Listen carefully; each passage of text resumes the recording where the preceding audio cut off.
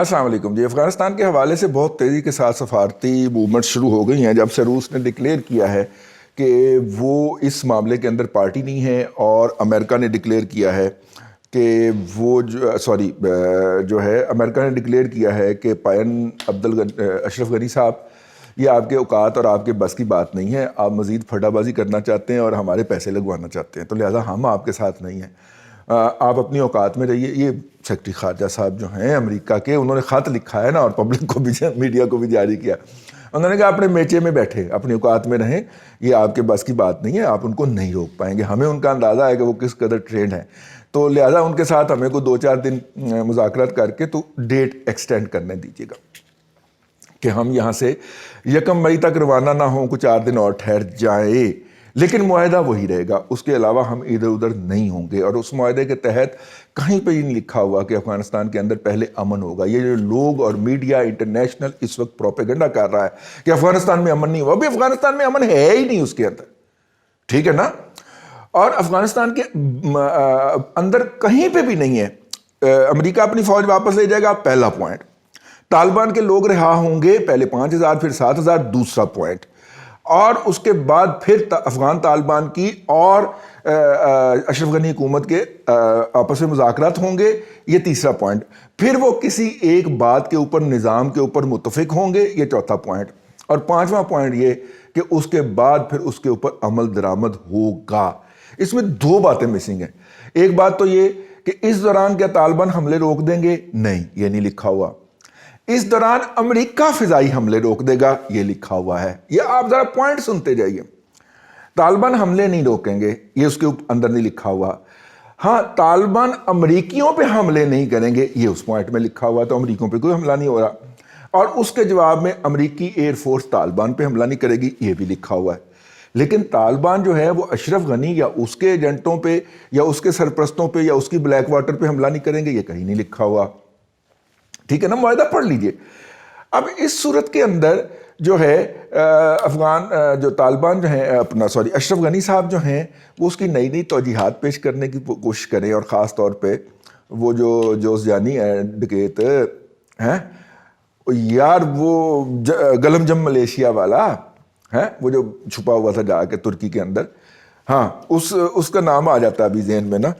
وہ جو ہے نا جی، وہ گلم جم ملیشیا والے صاحب جو ہیں وہ جا کے ترکی چھپے تھے، تو ترکی نے کہا میرا بھی تو کردار ہونا چاہیے، میرا بھی تو لچ فرائی ہونا چاہیے، کیونکہ ترکین نسل لوگ بھی جو ہیں ترکین نسل لوگ بھی جو ہیں وہ بھی تو افغانستان کے اندر پائے جاتے، تو لہذا ترکی صاحب بھی کود پڑے. پہلے ایک افغان پیس کانفرنس طلب فرمائی تھی روس بہادر، اور روس بہادر نے جو ہے وہ اس کے اندر افغانستان کے ارد گرد کے تمام ممالک جو ہیں وہ ان کو انوائٹ کیا تھا. پاکستان تو الٹیمیٹلی اسٹیک ہولڈر ہوتا ہی ہے، اس کے اندر چائنا بھی تھا، پھر روس بھی تھا. پہلے شاید چائنا کرنا چاہ رہا تھا، لیکن انہوں نے روس کو آنکھ کرا دی کہ تو کر. تو پھر روس نے وہ میٹنگ انوائٹ کر لی. ظاہر ہے اس کے اندر دوحہ بھی ہوگا جہاں پہ طالبان کے دفاتر ہیں، اور پاکستان ہوگا کیونکہ وہ مامے خان ہے افغانستان کا. ٹھیک ہے، ہم اپنے آپ کو بڑی بات سمجھتے ہیں کیونکہ افغانستان کے مسئلے کے اوپر تو ہم دنیا کو اپنا سودا بیچتے ہیں کہ یہ سینٹ کے الیکشن کے اندر ہم جو 2 نمبری کر رہے ہیں اس نظر نہیں ڈالنی آپ نے، تو لہٰذا ہم آپ کو یہاں پہ سرو کرتے ہیں. تو پھر ہم سرو کرنے گئے ہوئے تھے پچھلے دنوں. ہمارے سپہ سالار اور جاسوس اعظم جو تھے وہ دونوں بحرین میں پائے گئے. وہاں پہ کیا کرنے گئے تھے؟ جو سرکاری طور پہ پریس ریلیز جاری ہوئی ہے اس کے مطابق وہاں پہ افغان ٹاکس کے حوالے سے گئے تھے. میں نے بڑا ڈھونڈا جی کہ بحرین میں کوئی مذاکرات کا سیشن ہو رہا ہے، مجھے نہیں ملا. لیکن ظاہر ہے کہ اب انہوں نے کہا تو ٹھیک کہا ہوگا نا.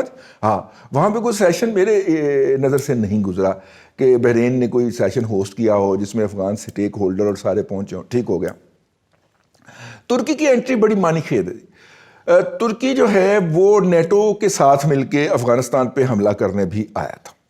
ٹھیک ہے، اگرچہ اس نے کہا تھا کہ ہماری صرف میڈیکل کور آئے گی، یعنی کہ ہم حملہ کرنے والوں میں نہیں ہوں گے، لیکن حملے کے بعد جو پھٹڑ ہو جائیں گے ان کو ہم طبی سہولیات فراہم کیا کریں گے، مرم شرم لگایا کریں گے، پٹی شٹی باندھا کریں گے، ہیں ٹیکا شیکا ٹھوکا کریں گے. تو وہ انہوں نے یہاں تک اکتفا کیا تھا، اور سب سے پہلے جانے والوں میں بھی وہ شامل تھے اور سب سے پہلے اعلان کرنے والوں میں بھی شامل تھے. کسی محاذ کے اوپر اگر کوئی فوجی جو ہے وہ چپا کے بھاگ جائے تو اس کی تو معافی ہو سکتی ہے، لیکن اگر کوئی کھڑا ہو کے کہے کہ اے پجو ساڑیاں گولیاں مک گئی نے، تو اس کو وہیں پہ گولی ماری جاتی ہے۔ تو ترکی بہادر نے وہ والا کردار ادا کیا تھا کہ اوے دوڑو بھائی، مارے گئے جے، ہمارا رگڑا نکل گیا۔ تو اس کا نیٹو والوں کو بہت غصہ بھی ہے ویسے آپس میں، کیونکہ اس کے بعد تو پھر لائن لگ گئی نا، ترکی گیا، کینیڈا گیا، آسٹریلیا گیا، سارے، آسٹریلیا تو خیر آخر تک رہا، لیکن پھر بھاگے سارے وہاں سے نا، ٹھیک ہے۔ تو امریکہ بہادر پھر اکیلا رہ گیا وہاں پہ۔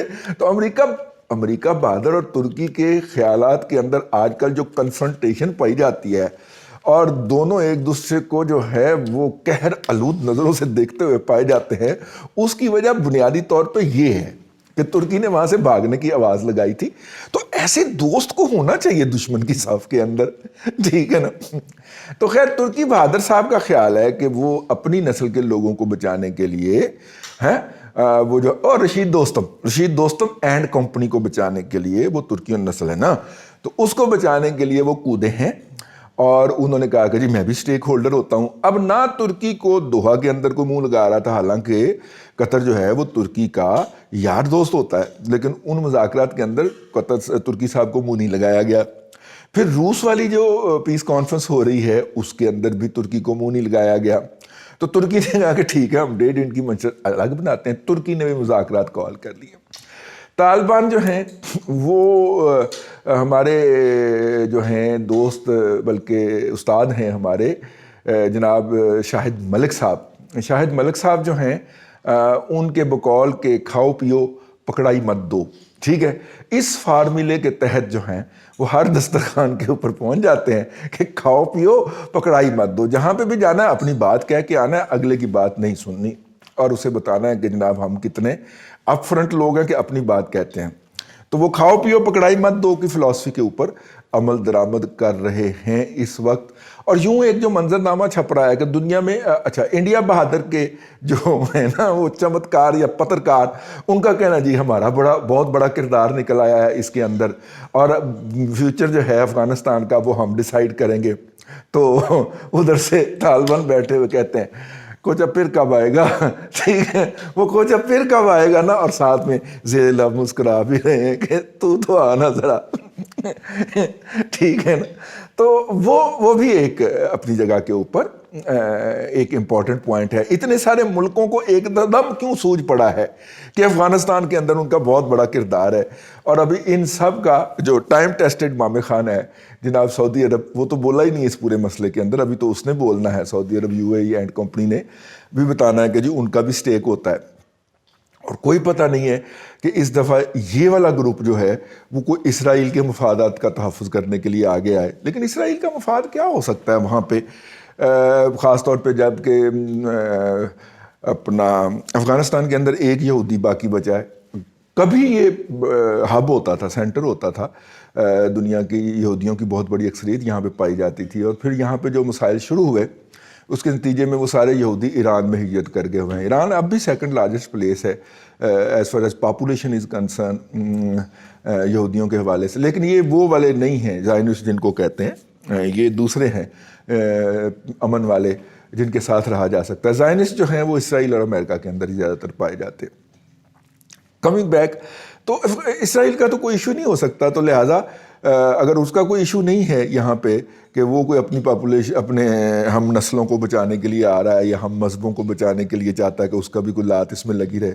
سب سے بڑا اکنامک سٹیک اس وقت چائنا کا ہے، کیونکہ چائنا جو ہے اس نے بڑی لانگ لیز کے اوپر افغانستان کے بہت سارے منرلز اینڈ مائن جو ہیں ان کو اٹھا لیا ہوا ہے۔ چائنا بہادر اس معاملے میں بڑا ہی پریگمیٹک ہے، اس نے اشرف غنی حکومت کو الگ ادائیگی کی ہے، طالبان کو الگ ادائیگی کی ہے، اور دونوں سے گارنٹی لی ہے کہ ہماری پائپ لائن کے اوپر یا ہمارے ٹرک کے اوپر کوئی حملہ نہیں ہوگا۔ الحمدللہ نہیں ہو رہا، اور اتنی تیزی کے ساتھ، اتنی سپیڈ کے ساتھ وہ وہاں پہ وہ ساری مائنز کو خالی کر رہا ہے، جتنی تیزی کے ساتھ اس نے ہمارا سینڈک خالی نہیں کیا تھا، جتنی تیزی کے ساتھ وہ افغانستان کا وہ والے ریزرو جو ہیں وہ کر رہا ہے، خالی کر رہا ہے۔ تو اکنامک سٹیک جو ہے وہ تو چائنا کا ہے، باقیوں کے اسٹریٹجک سٹیکس ہیں۔ ویسے بھی افغانستان جو ہے وہ دنیا کا مرکز ہے، اس کے اوپر اگر آپ پر کار رکھ کے گھمائیں تو پوری دنیا اس کے اندر کور ہو جاتی ہے. تو اس مرکز کے اوپر کیونکہ گزرگاہ ہے، ہوائی فضائی زمینی گزرگاہ ہے یہ دنیا بھر کی، اس کے چاروں طرف 1 ارب کی پاپولیشن جو ہے وہ پائی جاتی ہے. ذرا اس کے نقشے کے اوپر رکھ کے غور کریں. اور اس لیے ہمارے جو ہیں بڑے سینئر سفر نگار جناب مستنصر حسین طارر صاحب کے تمام سفر نامے جو ہیں وہ کابل کے راستے ہی یورپ جاتے رہے. ٹھیک ہے، اس سے آپ اندازہ کر لیں. آپ کہیں گے یہ کیا بات ہوئی، ہم ایران کے راستے یورپ کیوں نہیں جا سکتے؟ نہیں جا سکتے ہوں گے نا، اسی لیے موصوف جو ہیں مستنصر حسین طارر صاحب کے سارے سفر نامے کابل کے ذریعے ہی ادھر جایا کرتے تھے. ٹھیک ہے، تو یہ تھی جی افغانستان سے ذرا اپ ڈیٹس کہ ہر طرف آگ لگ گئی ہے، کود پڑے ہیں سارے لوگ اس کے اندر، اور تمام لوگ کھل کھل کے سامنے آ رہے ہیں. اور 2 نئے لوگوں کی انٹری ہوئی ہے، ایک ہمارے ترکی بھائی جان کی اور ایک ہمارے ہمسائے انڈیا کی. ٹھیک ہے، اب دیکھیں ان کی انٹری سے کہ وہ جو ہوتا ہے نا پنڈال کے اندر کیا مچتا ہے، یہ ہم آپ کو پھر اس کے بارے میں اپڈیٹ دیتے رہیں گے. آج کے لیے اتنا ہی. ہمیں ای میل کے اوپر فیڈ بیک دیا کریں اور اپنی گفتگو کو اخلاق کے 4 کونوں کے اندر رکھا کریں. اللہ آپ کو آسانیاں عطا کرے اور آسانیاں خلق خدا میں تقسیم کرنے کی توفیق عطا کرے.